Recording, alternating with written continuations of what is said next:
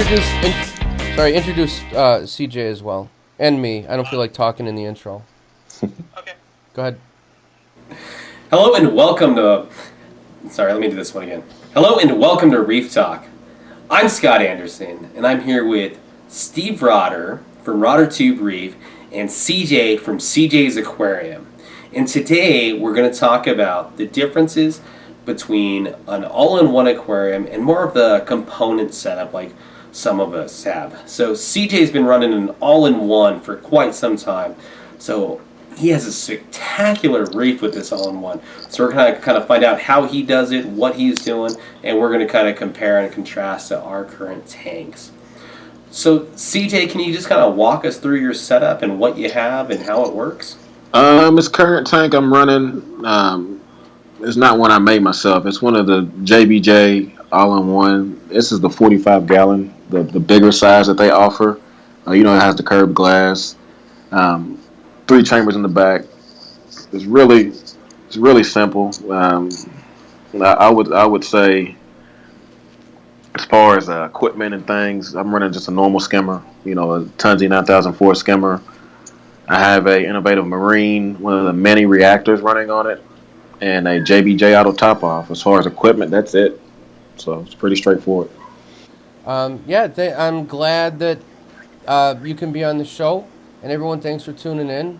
Now, as you can see in the back there, CJ's 45 gallon nano cube is awesome. I mean, look at those corals. I mean, they're full, they're flowing, they look awesome. What do you do? Do you have any secrets? What tricks? I mean, is there anything to get them so nice and lush like that? Man, honestly, are you dosing anything? Well, as far as dosing, I am using calc. That's it. I mean, I just do water changes, and I'm using the maximum saturation of calc right now. I actually just put a video up of a mishap I had that might end up being the biggest mistake I've ever made, because I have elevated levels right now.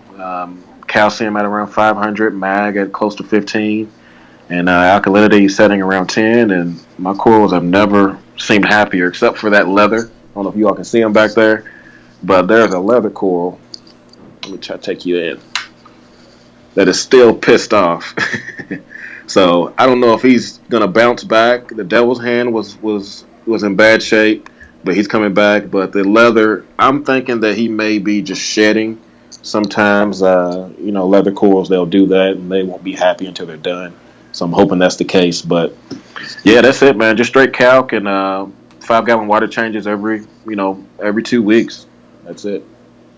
Every 2 weeks. That's it, huh? I'm telling you. It looks really good. And that's the 45 gallon JBJ, right? That's right. I started out with the 28 gallon JBJ, and I absolutely love them. And I didn't know if I should go with a bigger tank at first. I was overwhelmed. I didn't know what I was doing. And so I got the 28 gallon nano cube. Absolutely loved it. Never had any problems with the thing. Nitrates were low. And I think one big reason for that is doing a weekly water change of 5 gallons with a 28 gallon when you've got rocks in there. Probably 20 gallons. I was doing like a 25% water change every week. Yeah, so that was cool. It's pretty big. So you said you've had, you've had an aquarium with a sump before too, right? Yeah, I have, and that's part of the reason I wanted to join you all today, because there are some differences, and the tank I had before was a 37 gallon marine land cube. I have a playlist of like 20 videos starting from the beginning of building that tank till the time it kind of diminished. And I say diminished, it means everything died off. It just didn't work out. And one thing I will tell you, it's fun building and, going through the build and, making your own sump. Because I actually built a nano sump out of a 5.5 gallon tank. Ended up working out pretty good. But it's definitely some differences, using a tank with a sump and an all-in-one like this, I'll tell you for sure. But one of the main things I would say, because a lot of people are, like, hey, should I get an all-in-one or should I get a sump? It boils down to tank size. I mean, if you think about it, what are you gaining from a sump? You're You're looking for extra water volume. You're looking for places to hand your equipment. So, so much and so forth, whatever. But when you're running a nano tank, for example, my 37-gallon cube, the stand underneath maximum I can fit with a 10-gallon tank under there. So just think about it. This is a 45-gallon tank. It's 21 inches from front to back, I believe. And 4 or 5 of those inches is actually the sump in the back. So the inside of the escape is only what's left.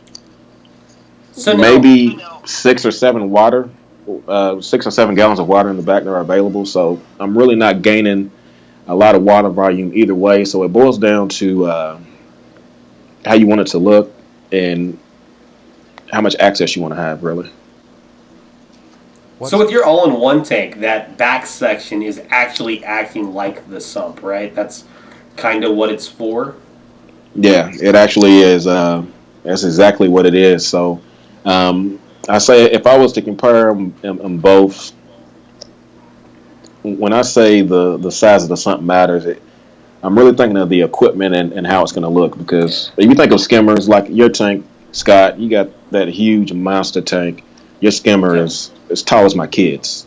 Yep. Imagine if they was to design an all-in-one tank that big. Where would you put all the equipment? It would be impossible. It would look like a science project. You know what I'm saying? It would work, but it just wouldn't look good. So when you think of the skimmers that are required for this tank and even my all-in-one, this all-in-one and my 37-gallon cube, both the skimmers were small.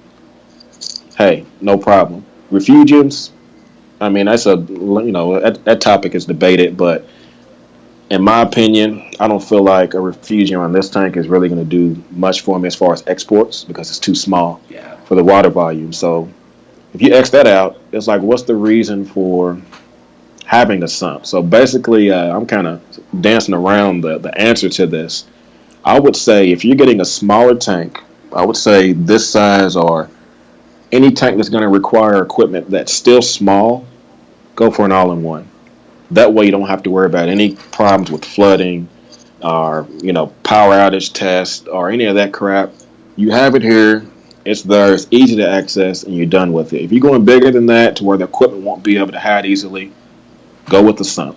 I mean, that's pretty much, in a nutshell, that's it.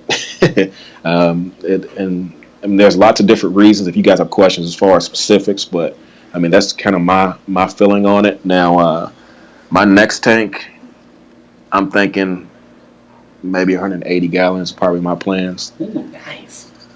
Down the road, not yet. I still got some mastering to do. Like I said, my first tank failed miserably. I did all the bad stuff. I didn't dip my corals at all. I didn't quarantine fish. I didn't quarantine fish on this, and that bit me. But I dip all my corals. Haven't had one case of brand jelly. You all see all the corals, how big they are. Yeah. Yeah.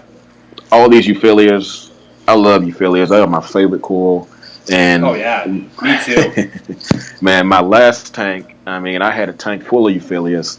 I mean, I hit the mother load on Craigslist, and I was getting colonies for like $50 of like 8 heads, of frog spawn, huge pieces. Wow. And I had that tank full and ended up not dipping some things, and before you know it, heads start melting here, heads start melting there. I had like a Solomon Island octospawn, which I've never seen again since then. It just melted to pieces.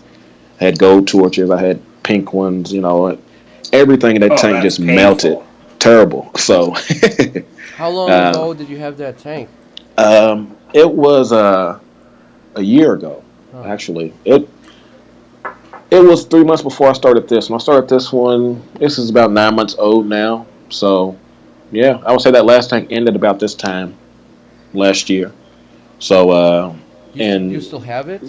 No, I actually sold it off. The parts that were remaining, partly because it was failing and it was, a frustration and disappointment. Yeah. Another thing was had a kid on the way. He was moving into a house, just bought a house, and I had a 75-gallon secrete tank as well, and I didn't want to have to deal with both. So, but I told everyone, it was funny when I did that video and I was selling it. I was like, I'm done for now, blah, blah, blah. 3 months later, I got JBJ. But I think you made it. You made a huge point. Yeah, go ahead. I mean, if you're like somebody who moves a lot, right? Like you're living in an apartment or you move, an all-in-one is brilliant from that because you can just take it from countertop to countertop. It just literally picks up and goes. Yeah. I think Oh that's a yeah. huge bonus for the all-in-one tank.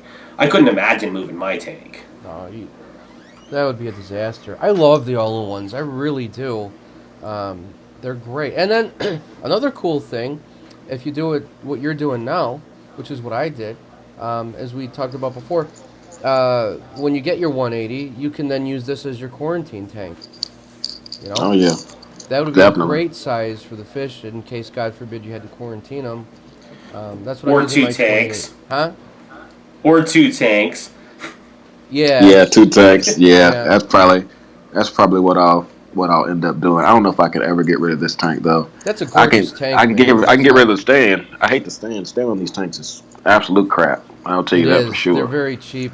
They Yeah, work, but they're cheap. Yeah. man, I'm telling you, man. My son runs his little toys into it, and I'm Yep. just wondering one day if he's gonna get enough momentum, and down goes the tank. So, so Oh. definitely is a bit of a headache, but yeah. Who knows, man? Who knows what the future is going to hold? But did you guys have any questions as far as on this tank, or I What? know it's a Yeah. lot to cover. So you run a skimmer on that tank, and you said you had a Tunzi, is that correct? Yeah, the 9004, the in sump Yeah. skimmer, the one that fits inside your sump if you got one. Huh. I've heard a lot of good on that skimmer. Do you accredit that to being a big part of why your tank is so successful? I'll tell you what, I've never run a tank without a skimmer, so I say I will be biased to say yes, but all of the stuff I get out of that collection cup, I would say yeah, it's definitely helped, man. Huh. I can tell. I mean, it's literally if I was to feed my tank, some frozen food like some REEF nano, which I do, to feed my corals and my fish, like the next day, immediately the skimmer cup is full of that nasty. I mean, it's cause and effect. Nice. If there's nothing going on in my tank, skimmer's he's chilling. If I do something, it's pulling it out. So it does a pretty good job. Huh. I'd never used a skimmer when I had my 28 nano cube. Never. And I was fine. But you've got more fish than I did. That's really nice. What fish do you have in there now? Thought I saw a blenny somewhere along the rock there. Yeah, I got a lawnmower blending in here, and back in the back, I haven't gotten them out yet because we've been talking. I have a diamond spot goby that was responsible for keeping every bit of this sand clean. He has been killed or croaked. I don't know what happened to him, but he's Oh pretty man. much being Oh. demolished at the moment. But you know, as far as wrasses, I actually just picked up another wrasse yesterday. This Flash or Macostus wrasse. Mhm. Oh, I don't know nice. the exact name of him. I got him. I have a yellow chorus wrasse. Now that's why I have a Christmas wrasse. They're all getting along great. Got a flame angel, that yellow-tailed damsel, and I also have a blue judging blenny. I don't know what's called, goby or whatever it's called. Yeah. Dartfish. I don't know what you call him, but he hides out. You never see him. So that's the current stock list right now, with the clowns as well. These are fancy clowns as well. At least that's what I purchased them as. They got a pretty cool pattern on them. These are the replacements for the asshole clown I had that was biting me every time that I put in that vid. I remember myself getting rid of him. He has been traded for these two. So I'm pretty excited to see how they grow up. But I keep looking at my tank. I do this all the time. It's not just a video. I'm always looking at my tank, man. Oh, So I know, man. I know. I don't watch TV really much at all, ever. Really, I just like to lay on the couch and I just watch the tank. It's awesome. Yep. Yeah, hmm I understand. Those, Yeah. I keep while you're talking. I'm just watching your tank constantly, man. It's just hmm damn Give you guys a better awesome. view. I love it. Yeah, let everyone check it out. Actually, put it up to them. Let's get Okay. a. Yeah. Let's see. I Let me mean, get you off the. Let me get you off the little tripod they here. are, they are just Let's see. awesome, man. I mean, they're Yeah, just that is one spectacular tank. you. I like the Coral Master. I can't. Yeah, it's probably blurred out, but I just picked up these little zoas. I don't know if they're radioactive something. I don't know what they're called, but I really like the color of those. Mm-hmm. And You got the frog spawn torch. there and the Oh torch. yeah, that's my favorite. That's Yeah, my favorite. mine too. The frog spawn and the hammer. I love the torches. Are Frog spawns are gorgeous. great. I had bad luck with my torches, man. I can't. They're hard to keep. Those look spectacular. Yeah, man, mine just bit the dust. Yeah, I love a gold torch. This torch here is I'm really wanting to trade this, and I want one of those red. I think it's called gonopores or whatever. Is that the right name? Yeah, it is. The You know what I'm flower. talking about? You talking about the flower pot coral? Yeah, the ones that flow. Yeah. Because when I look at my tank, I really it's nothing in here happened by accident. Yeah. It's really planned out as far as an escape. When I look at it, the overall feel. Even when I'm placing corals, I think about when the actinic lights come on. Right. Where do I want my colors to pop? I got Right. red down here. My anemone, which is MIA, was beautiful. It was right there. Oh. Big red rose bubble anemone, which is hiding. And then, where else are my colors at? I want something red down here. Yeah. So that was my thinking. Plus, he's getting too big, and my fish are scared to swim through because they're getting stung to death. So, but that's my plan. So, I mean, if that leather croaks, I may end up. I don't know what I'm gonna do with that because that's gonna free up a lot of real estate. I don't know if I'm gonna maybe put some more euphyllias or something that encrust to leave the scape where you can see it, or maybe get another leather, kind of like that, but a green one, like one of the what is it called, a singulara, or is that what they're called? I'm not sure, but the green ones that flow, the green finger leathers. I'm making one of those, so we'll see, man. But So, I tell you, are you talking about the Singulara leathers? yeah, is that what they're called? I'm not good with the name. Yeah, so they're the spaghetti leathers, and you have one that looks exactly like mine. That's what you were telling me to get. And yeah, exactly. And here's what's weird. You're talking about green versus pink. I've got some in my frag tank that are green, and they're cuttings off of my pink colony. What happens is if you put them under really blue light, they turn green. Huh. Under more of a white light, they're pink. So it takes a while. But yeah, when I first got mine, he was green. Then he turned pink. I put the cuttings under the really blue lights, and now the cuttings are green. Oh man, look, that's awesome. Where are those spaghetti leathers, CJ? Show me those again. I want to see what yours look like. Well, that's the one that's actually not open. The one that's shriveled back there. Okay. When this thing is open, he reaches up halfway towards that devil's hand. Yeah. He's that tall to the point to where he's getting blasted by the MP10, which is another question I'm having because this MP10 I'm thinking about switching out as well. Because he's really doing a number. I know leathers like a lot of flow, but that finger leather gets punished. And the way I have my tank set up with the coral location, I'm kind of limited. I mean, whenever you're placing corals, you got to look at it one of two ways. Either you're going to let your flow dictate your coral placement, or you're going to let your coral placement dictate your flow as far as where you put them. Yep. So, and once you get so far along, with placing your corals and you get like your overall idea, you get kind of locked in.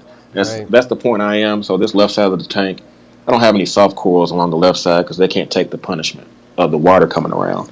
And I have my, this torch is the only thing that can really take the punishment. This frog spawn right here, trust me, he wouldn't be happy at all. He would be getting beat to death. So, so I'm thinking of maybe swapping that guy out for a gyro 130. So, hey, I'll keep you guys up to date. My reason for it is the MP10 is great, but I really want a sheet of water to go across the top and hit both sides and come around. Now, I can accomplish that if I put the MP10 in the middle and up, but the problem is the MP10s pull water from the top and bottom and all around, and you get that vortex, and then you get bubbles and the tornado all in your tank, and the gyro pulls it from the bottom, so I can keep it as close to the water line as I want, get that sheet across without, getting those bubbles. So that's just my thought. That's kind of a sidebar, but I think a lot as far as the tank goes. That's a great idea, and that would definitely be something I would keep for when you get your 180. For the more flow. I've got an MP40 on one end of my 125. I'm going to get another MP40 for the other end of the 125, and then I'm going to set the settings to be different. So while this might be for the reef setting, I'm going to have this be a different one so they kind of conflict and have more flow. But that is a really nice pump. And man, you're totally ready to move on. Those corals are, damn, they're gorgeous. And you know what? The flower pot coral, I've had them, and people say that they're very hard to keep. If you can let it live for 3 months, you're really lucky. Mine survived for 9 months, then it died. So I think you'll have really good luck. I mean, I'm amazed at the torch, man. It just looks Yeah, really nice. man, that Duncan, man. When I purchased that Duncan, some of the first corals I purchased when I set this tank up were Duncan coral, this green frog spawn, and the GSP. Actually, the GSP was the size of a quarter at the time. Mm. It's already spreading and it's doing exactly what I want. I want it to reach all the way to the water line. I Mm-hmm. want GSP from the water line all the way down to right there. He's isolated on that rock so he can't jump around. And then, but this Duncan, it was 6 heads when I purchased it, and now I would say about 25. I mean, I'm Man, no jokes aside. I mean, I can really pan if I can pan in, but we're on the Skype. I can't pan in, but if yeah. I could, I mean, you can see. Of course, there's the big heads. It's like 8 big ones that are flowing, but all along the bottom, each little thing is a head going all the way around it, and it's still growing. I've had to move it, around because of my rose bubble tip.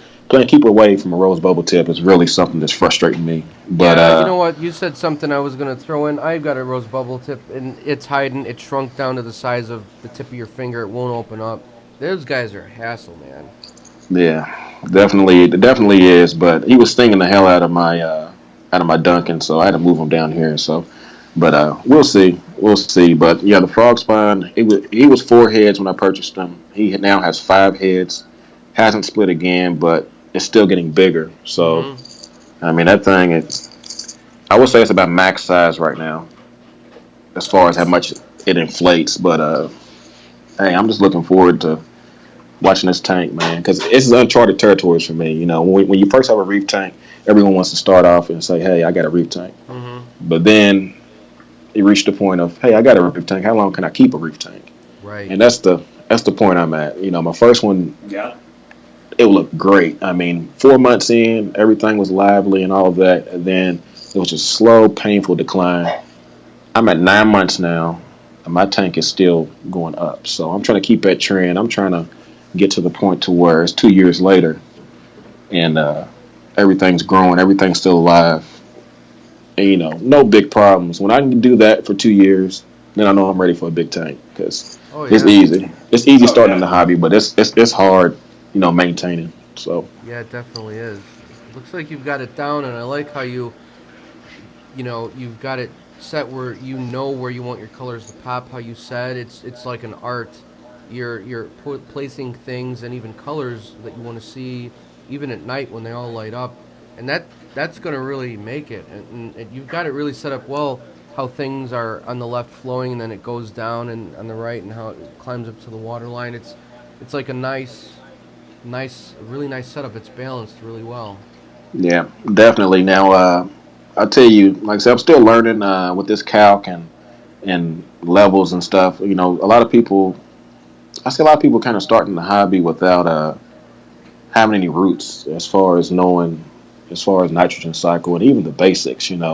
I had Mbuna for a year and a half or so. I really kind of got my feet wet with learning about those things and moving over to saltwater. I felt like I was ready, but it wasn't until I got this tank, my second tank, that I really started appreciating parameters as far as your Yeah. your magnesium and your alkalinity and things. Mm-hmm. You get to the point to where in freshwater you're like, tank's running itself, it's fine, it's cycled, it's not too much you really have to do, it's on autopilot. But if you let your saltwater tank go on autopilot, it's going to crash and burn on its own.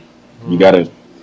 gotta you gotta watch your levels. So, and that's something I'm still learning. I'm still battling with. I do have my days of just wanting to wing it. It's kind of almost caught up with me, but it's just something I encourage people study up, Just study up, man. I always check. Just like I was telling Scott the other day. Well, probably not the other day. A long time ago. I liked his vids as far as his vlog, kind of just talking about things because there's always something you can learn just from watching someone else's videos. But not just their videos, doing the homework yourself. I mean, when I say I research, I don't mean I just watch YouTube. Yeah. I read everything online as far as all of the all the forum pages. Take those with a grain of salt, of course. You know, the Reef magazine books, catalogs like the Mr. Saltwater Tank guy, whatever, whoever he is, the catalogs thing he has. I've read through those. Guys at the pet stores, I pick their brain. And one thing I will say, not to offend anyone or anything, but I really don't ask help or take advice from people that I don't see their proof. Meaning, have you done it? Have you practiced what you're doing, or are you just regurgitating what you've read? So I would suggest, just like you said, I think you said in one of your videos before, do your homework from multiple sources. Get it all together, do what makes sense, try it. Hey, document it like I do, the good and the bad, and let everyone learn from you. That's pretty much what I'm doing.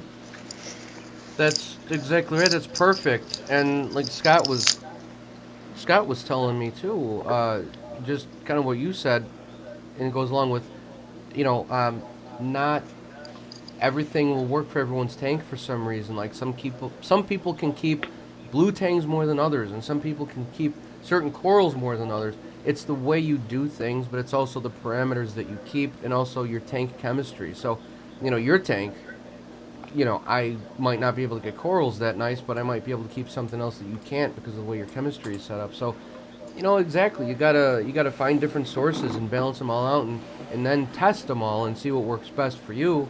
Man, it's a lot of work. It is. At the end of the, I've heard it's a lot of work, but damn, it takes a lot of time.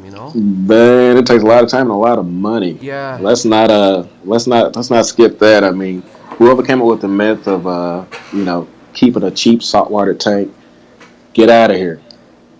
Yeah. You're not telling the truth. Now, you can try to keep cheap equipment, but the real money in saltwater tanks, once you get past equipment, is the corals. Oh, Corals yeah. cost so much money, especially if you end up getting, bigger pieces. Like the ones I purchased, they already had 4 or 5 heads on them. I don't buy little frags. When I go get something, I'm trying to get something that Yeah. it's going to satisfy me. Right. I don't want to look at little things. Of course, you let things grow, but if you get an opportunity to get something nice, get it, and it's going to cost you money. Yeah, and it I don't know, it seems to me that when you do get the larger heads, that you have a better chance of surviving than a little frag. I mean, I'll tell you what, that's there's some truth to that. My last tank, I had smaller pieces, and I didn't have nowhere now. Of course, I probably had other factors into that, but I haven't had any issues with these larger ones. You're right. Haven't lost one. Haven't lost one yeah. Euphilia at all. Seems like the more established they are, the more of a chance they have. Hmm. Yeah. That's good. Now, do Well, you go I'll ahead? take that back. That would be a lie. I did lose one Euphilia. I had a reverse um, hammer. It was a hammer coil. It was actually green and purple. Look back Oh, in, you I have think one my of the third or multicolor fourth, my one? second or third vid or something. It was a wall coil. One of those wall hammer Oh coils. yeah. Lost that one. He flipped upside down on the sand bed. Now I don't know if there's any Uh, truth to this, Oh. but I've heard that if one of your affiliates flip in the sand bed, whatever the bacteria, whatever the things are in your sand bed, they mhm. can kill your affiliate coils. Yeah. I don't know if there's any truth to that or not. That actually happened to that wall core I had. I tried to clean it off, and it ended up declining and just melting into its skeleton and just dying. So who knows? I So don't know if what? you guys been around long enough to know if that's true or not. I haven't heard that, but I wouldn't be surprised. It makes sense that it would work that way. Yeah. Yeah, Do One you? of the but big questions I've got for CJ is his angel. So you've got that red angelfish. I'm scared of angelfish in my tank. Flame angels are beautiful. Are you having any problem with it eating your corals? have not. witnessed it eating, so I can't tell you for sure. Hey, he's an honest man. I never seen it. I've never seen him eat anything. Now, as far as any corals that have shown damage, I haven't seen anything until recently. On my devil's hand, a couple of the tips of the fingers were kind of looked like the flesh had gotten picked off of them. Now, I haven't seen anything doing it. The other night, I watched my lawnmower Blenny. As when that devil's hand was pissed off from my incident over this last week, he was up there picking at the coral, but it looked like he was just trying to get the algae off of it. So maybe he bit too hard on the end. Or maybe he's just getting blamed because he's the only one I've seen doing it. So who knows? But the jury's still out on that, Scott. So I would say every fish is different. I haven't witnessed it. I'm just go for it. Honestly, the people who I look at my tank a lot. When I say a lot, I mean every day, at least an hour and a half a day. I'm finding time to watch my tank. So, so I can tell you, I haven't seen it. When I tell you I haven't seen it happen, I haven't seen it happen. I'm not going days without looking at my tank. So, Do you feed the corals anything? Do you give them any attention? Like the Duncans, do you do anything, or do you kind of just let things happen as they do from what's in the water already? I do feed my corals. I feed my corals REEF nano whenever I feed my fish. Normally, what I'll do is I break off about a dime size. I don't use a lot. Throw it out in tank water. I take a little bit and I just squirt it in the power head with all the flow on it first. Let it whip around the tank. Let the fish kind of get their first little nibbles. Let the shrimp go crazy and let them catch whatever they can.